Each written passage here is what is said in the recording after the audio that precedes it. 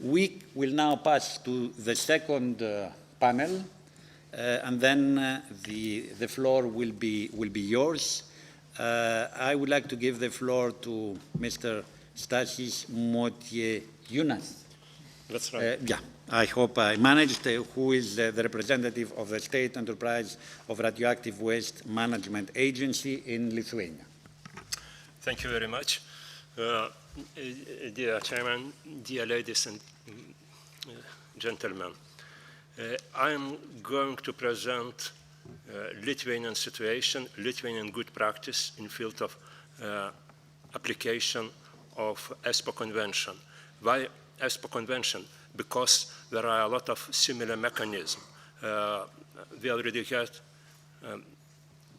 heard about Article 37 of Euratom Treaty. Also, there is a joint convention. This mechanism requests to inform neighboring countries in case of the implementation of important nuclear projects. But Espoo Convention is the most important because it provides procedure how is to be done. And also the Espoo Convention requests to be transparent and to inform public about the projects to be implemented. So actually Lithuania is a country which already had nuclear power plant. It's Ignalina nuclear power plant, and Lithuania has a lot of projects related with management of radioactive waste and disposal of waste. Also, Lithuania has a project for implementation of for construction of new nuclear power plant in order to replace the old one under the commissioning now. Lithuania has quite big experience in implementation of requirements of Espoo Convention. And actually, this Lithuanian procedure requests to assess radioactive releases during normal operation, as well as emergencies, some cases of accidents. Also, conventional impacts should be assessed too. Very important in our case was external opinion. We applied to the International Atomic Energy Agency to provide independent expert missions to assess if our conclusions are at good level. Public involvement is also very important part of environmental impact assessment, and actually in case of new nuclear power plant project, we informed Belarus, Estonia, Finland, Latvia, Poland, Russia, Sweden. And public hearings were organized in the Republic of Belarus, Latvia, and Estonia. The outcomes of the EA process should be selection of appropriate site and selection of technologies to be used for nuclear energy facility. So, but Lithuania is not alone here. We have a lot of similar projects in this region. So, Visaginas nuclear power plant is a new Lithuanian project. Also, we have project of Belarusian nuclear power plant and Kaliningrad nuclear power plant in the Russian Federation. So we have a lot of concerns regarding these nuclear facilities to be constructed here. I should say that construction works at these two nuclear power plants already started. A few words about transboundary environmental impact assessment procedure applied in Lithuania for Lithuanian nuclear power plant. Belarus, I mentioned, but countries were notified, and most countries, notified countries, provided responses to the notification. However, reaction from Russia was not received. In addition to it, Austria participated in the consultations on its own initiative. And summaries, extended summaries of the environmental impact assessment report that was translated into all official languages of potentially affected parties. So it means we had 8 translations of the summary.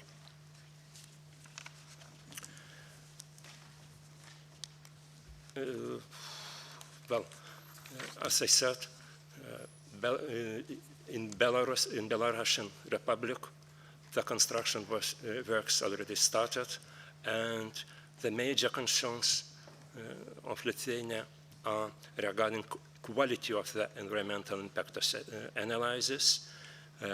Some very important information is missing.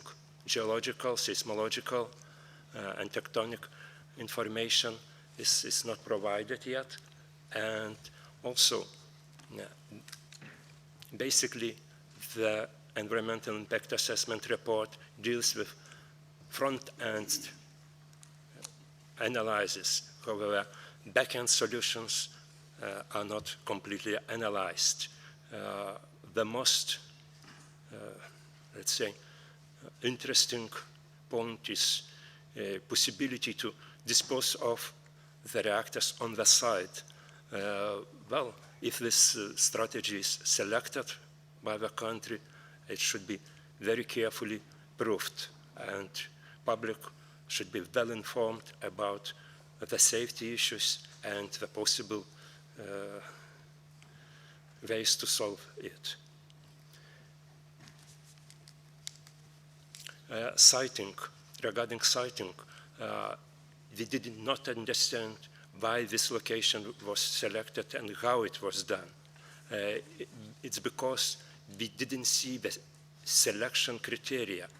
So actually, we would like, Lithuanians like to know how Belarusian side came to the conclusion that the best site is in the distance of 50 kilometers from Lithuanian capital town Vilnius. And also problems related with transparency. All EIE provisions should be performed according to the requirements of Espoo Convention. The public of all affected parties should be well informed about assessment results.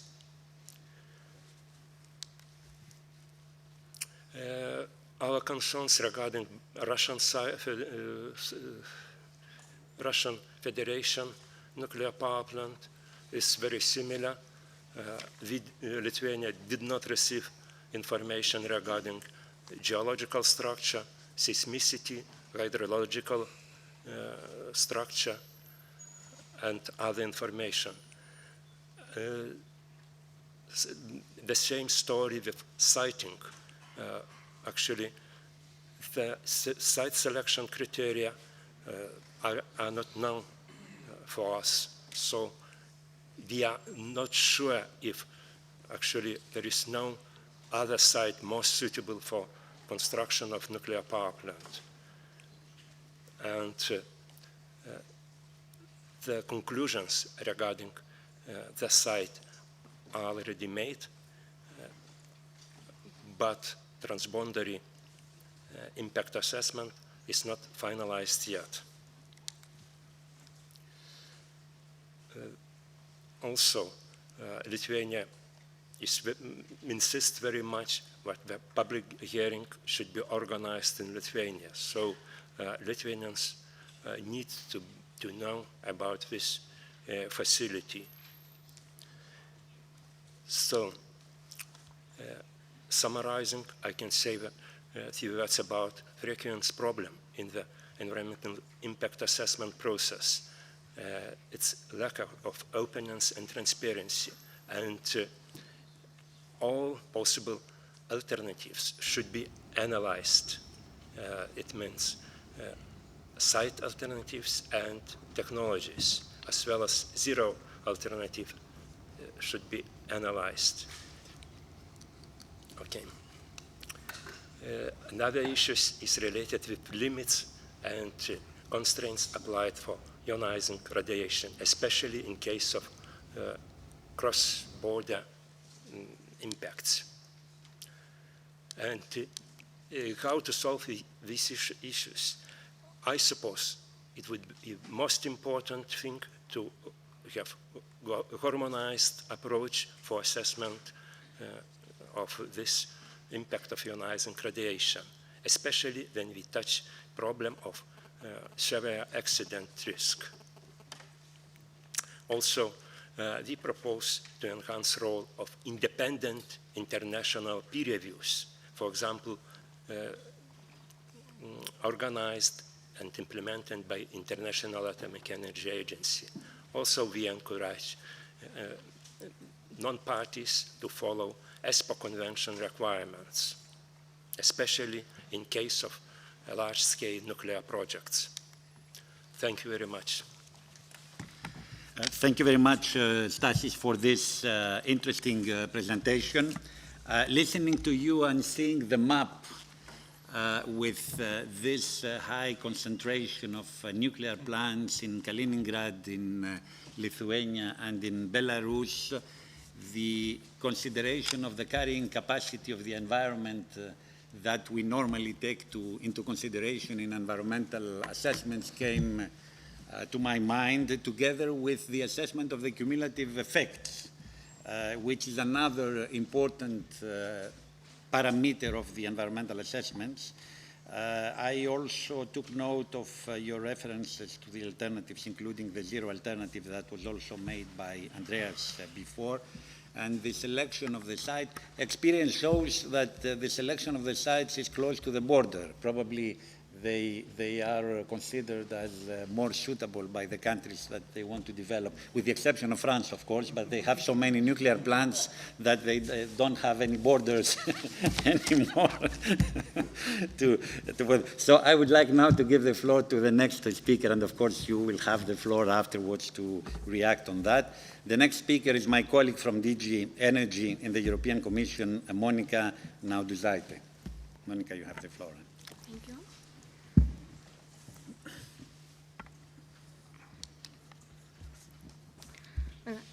Recent events at Fukushima have reminded to us the sensitivity of nuclear technology. And while nature force can be at the origin of such disasters, sometimes certain disasters could be avoided, or at least the impact diminished if human mistakes were reduced. When, for example, properly selecting sites in not seismological places, or operational mistakes. Impacts of nuclear accidents have a borderless nature. That's why, close to national legislations, we have many international treaties and international conventions that have been established to ensure that effective measures are taken to prevent, reduce, and control possible adverse effects of nuclear activities. This is the case of Espoo Convention, of Convention on Nuclear Safety, Convention on Early Notification, etc. But while the choice of these relevant instruments is huge, what about the implementation? Ferocious, isn't it? Well, some of conventions lack enforcement measures or binding basis, or have unclear provisions that lead to freedom of interpretation. That's why the result is that reality does not always correspond to objectives of a convention. We can see it in practice as well with Espoo Convention, where in certain cases construction works of nuclear power plants have been initiated while consultation process is not yet over. So dog barks, but caravan goes.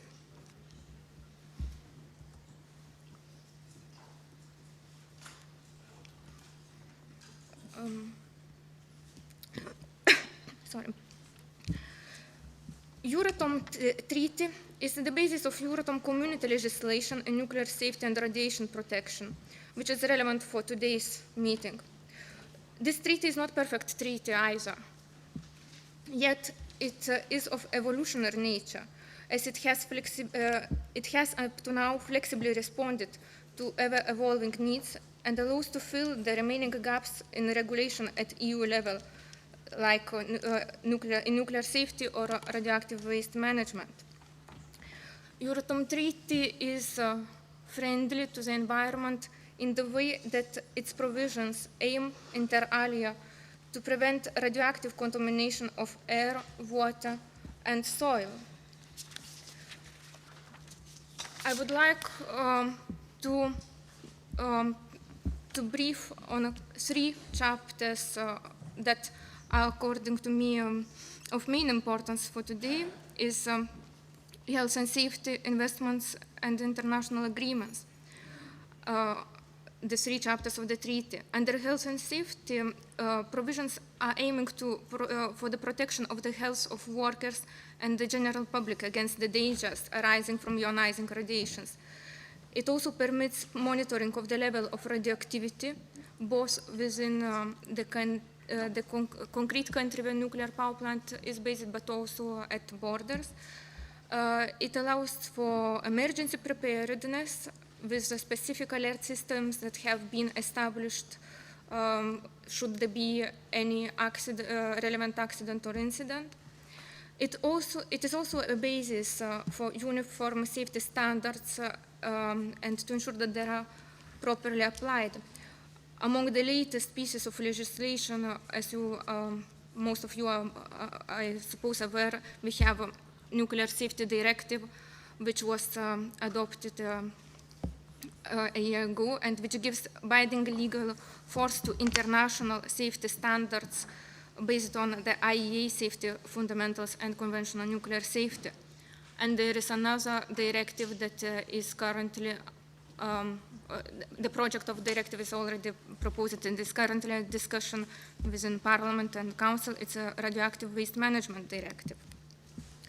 Another relevant thing is within the investments reporting.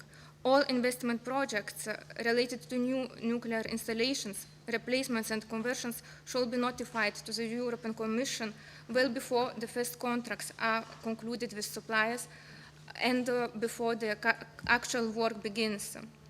The Commission then shall review these projects and communicate its views to the member state concerned.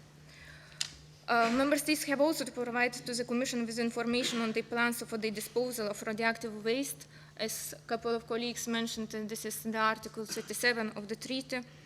And here again, the Commission has to deliver its opinion to the member state concerned. International agreements are of relevance in the way that Euratom community is party to the International Atomic and Energy Agency and to many of its conventions. And as a part of it, it aims to encourage also other states that are part of the IAEA to adopt as well string high safety measures. When concluding Euratom agreements with key nuclear suppliers and user countries, we are as well pushing forward that these countries are committed to the similar approach that the EU countries are.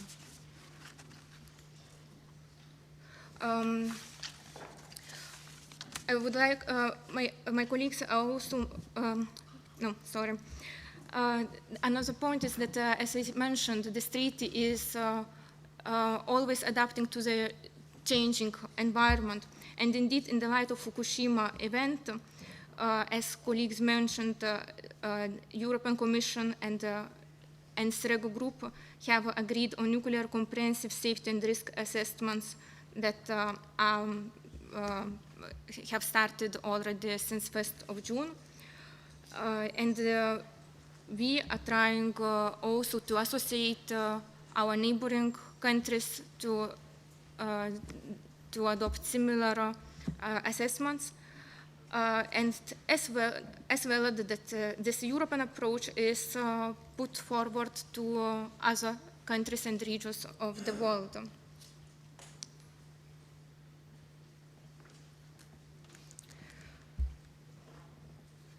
Euratom Treaty is an old treaty. It is over 50 years old, and never revised, wrongly or rightly. It is the case. Based on its based on its know-how of its experience, Espo could take some good elements of it. What makes the success of Euratom Treaty up to now?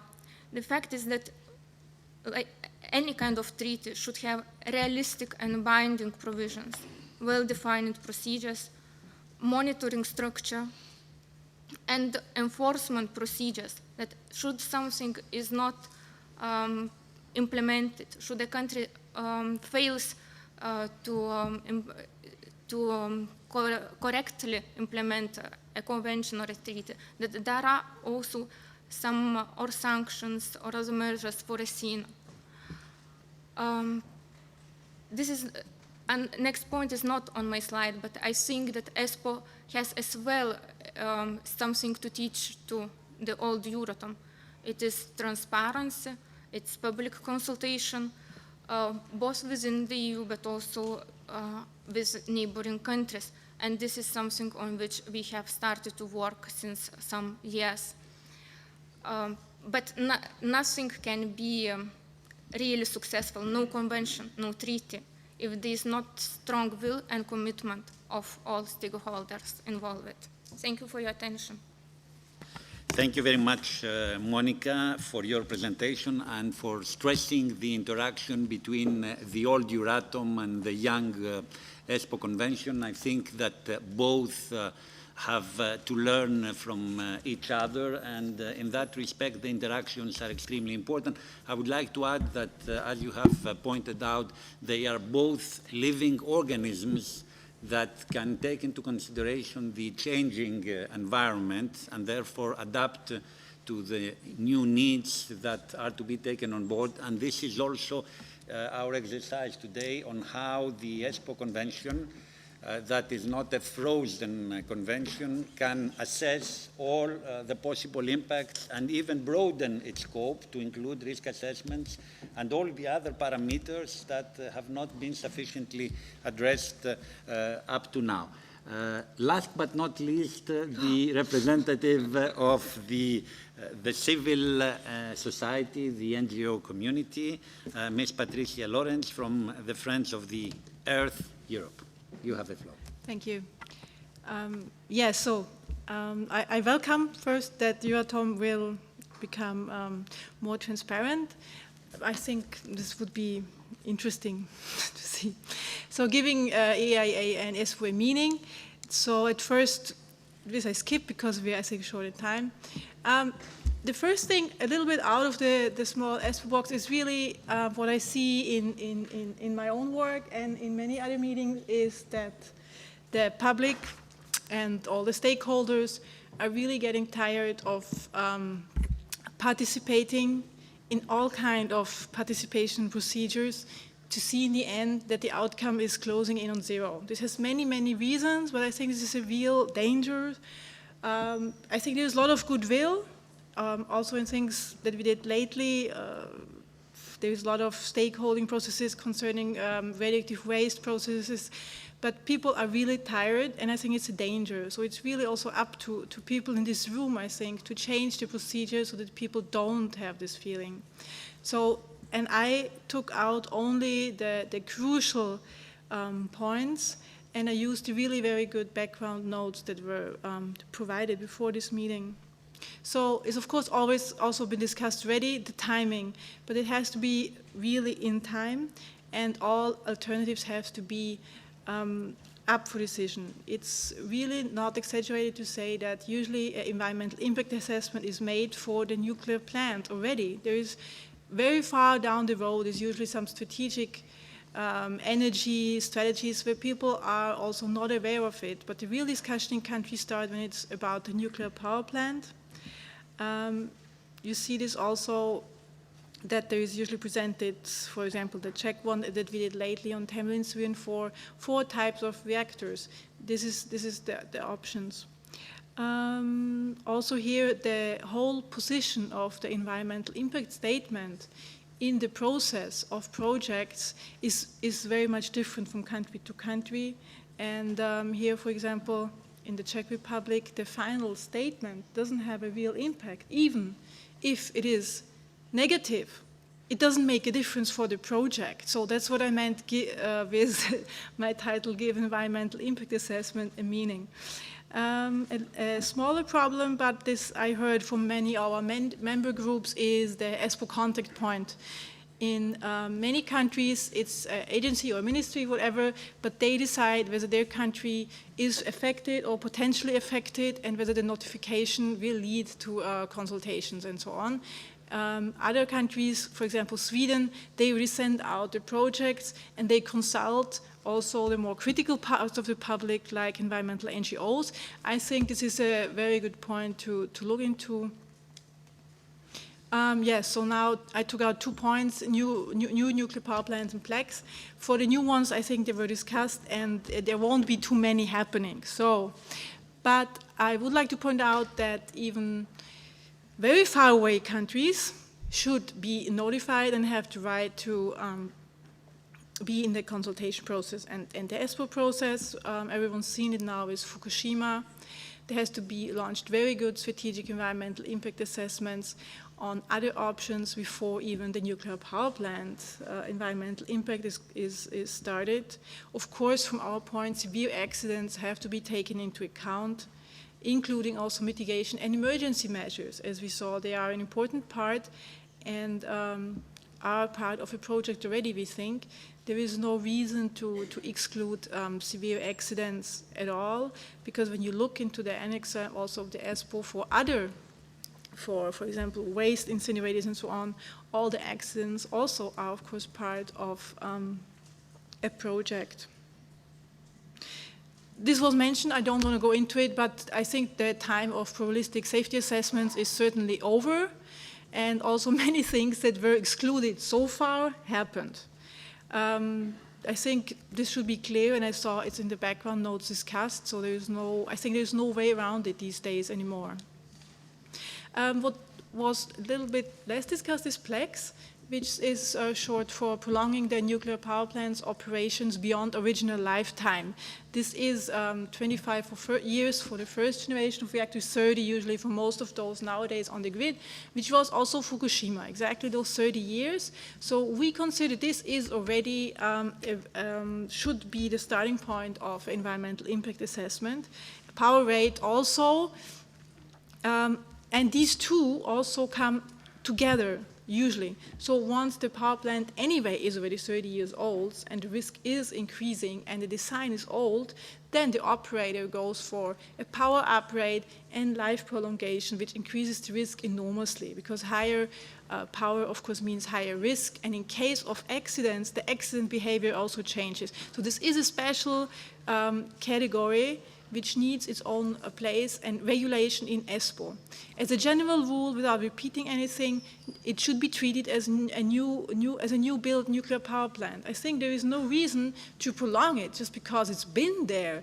It might be, perhaps, that after 30 or 40 years, there are other options. There are things, situations, which were not around 30 or 40 years ago. So I think it should be seen as a new build, and a new strategic assessment should be done. Could we do it another way instead of prolonging it? It needs to fulfill current standards, these particular risks I mentioned, and also the solution for nuclear waste should be discussed and not just skipped as 30 years ago. So we demand this clear formulation in the Espoo Convention, that plex and power upgrades are subject to Espoo. Due to time, I now thought I do it like this. You have the numbers referring to the background note. So we want, if we do environmental impact assessments, we want at least some information, like minimum. In the last Temelin 3 and 4, there was no reactor type described. All those 4 or 3 reactors that are nowadays on the market were mentioned. It could be any of those.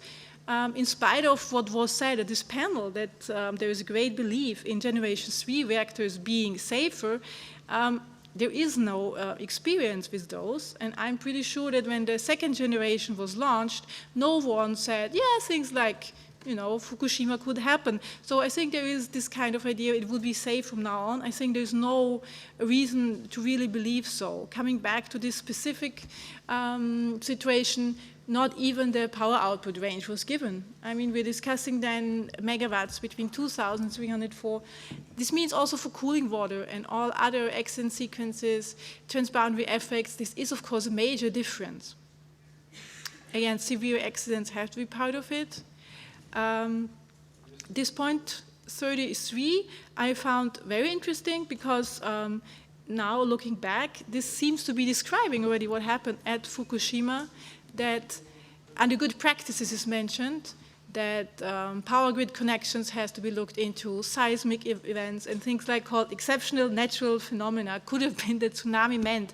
So I think all these things have to be taken absolutely serious, and at this point of time there is no discussion, should we, couldn't we, is this good practice, has this to be required? I think all these things are minimum for Espoo, which is making sense. Thank you very much for your attention. Thank you very much, Patricia, for your presentation.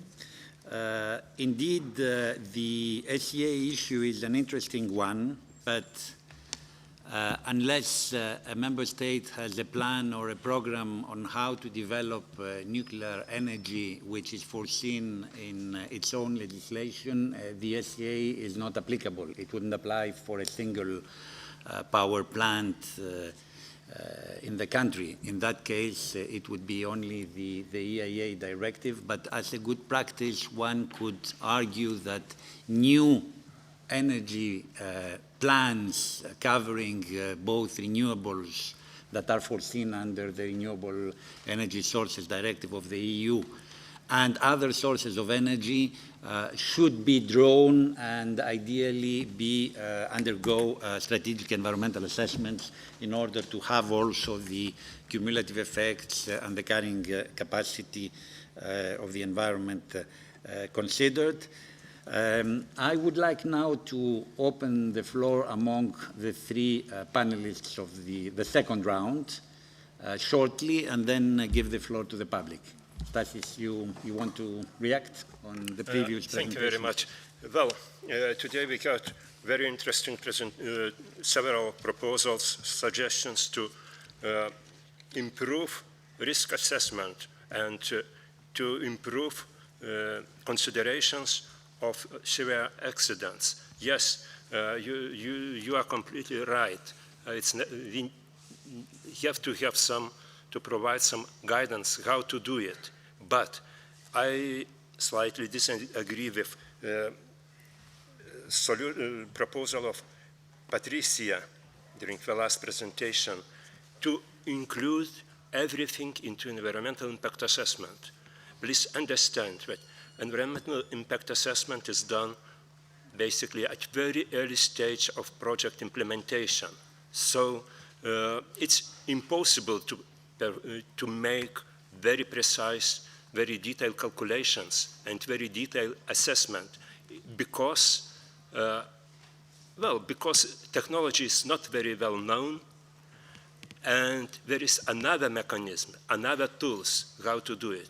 In that terminology of International Atomic Energy Agency, this process is called safety assessment or risk assessment. Safety assessment could not be done at a very early stage. It's because of lack of information. We got about requirements of Euratom Treaty. This treaty requests for much more detailed information comparing with Espoo Convention. So, well, in our country, we had a lot of discussions how to define the position, right position of environmental impact assessment and safety assessment. And we arrived to conclusion that, first of all, we have to perform environmental impact assessment in order to approve project in principle, to find at least suitable site, and later to perform next important steps forward. Also, I would like to react to EAE proposal to perform peer reviews. I consider Lithuania has very good experience and we found it very useful. It's our proposal to apply in broader terms. Thank you. Okay. Monika, you want to react, or Patricia?